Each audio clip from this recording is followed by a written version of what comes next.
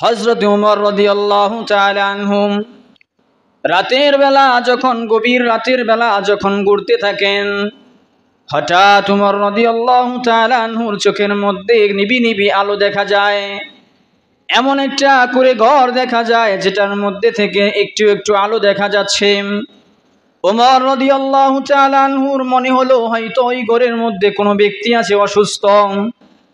ওমর রাদিয়াল্লাহু তাআলা আনহু আস্তে আস্তে সামনে আগায়া যায়, দেখে ওই ঘরের মধ্যে দুইজন মহিলা মানুষ দেখা যায়। একজন হচ্ছে বৃদ্ধা অনেক বয়স্ক, আর একজন হচ্ছে যুবতী মেয়ে। ওই বৃদ্ধা মহিলাটা তার যুবতী মেয়েকে ডাকতেছে, ও মা ওঠো, ঘুম থেকে ওঠো, আমি আমার গাভী থেকে দুধ দহন করে নিয়ে আসছি, মা তুমি উঠো, প্রত্যেকটা পাত্রের মধ্যে দুধ রাখা আছে, আর এই পাত্রগুলিকে তুমি যেই জায়গাটা খালি আছে ওই জায়গাটা পানি দ্বারা ভরপুর করে দাও, যেন আমাদের দুধটা বেশি হয়ে যায়, যেন আমরা বেশি মূল্য দিয়া দুধটা বিক্রি করতে পারি। দেখেন যুবতী মেয়েটা কেমন ছিল। মা বাবার শিক্ষা যেমন হবে, সন্তান যদি দ্বীনি শিক্ষায় শিক্ষিত হয় সন্তানের কাজগুলো হবে এমন।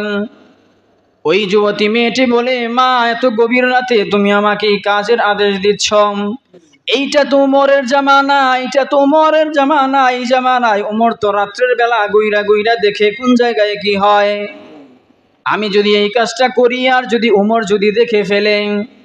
এবার বৃদ্ধা মহিলা তার যুবতী মেয়েটাকে ডাক দিয়া বলেন, ও মা, ও মেয়ে, এখানে তো উমর না, এখানে তো উমর আসবে না, এত গভীর রাতে উমর কোথা থেকে আসবে?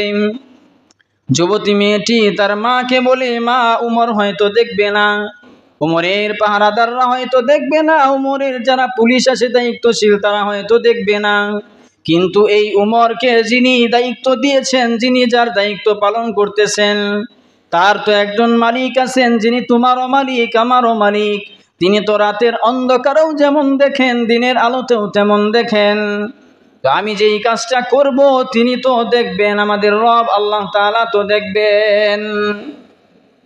কেমন ভয় ছিল তাদের ভিতরে, চাইলে এখানে পানি মিশাইতে পারতো এই দুধের মধ্যে, কিন্তু এই যুবতী মেয়েটি কি বলছে যে কেউ না দেখুক, উমর না দেখুক, কিন্তু দেখবে কে? আমার আর আপনার মালিক একজন আছেন, তিনি কে?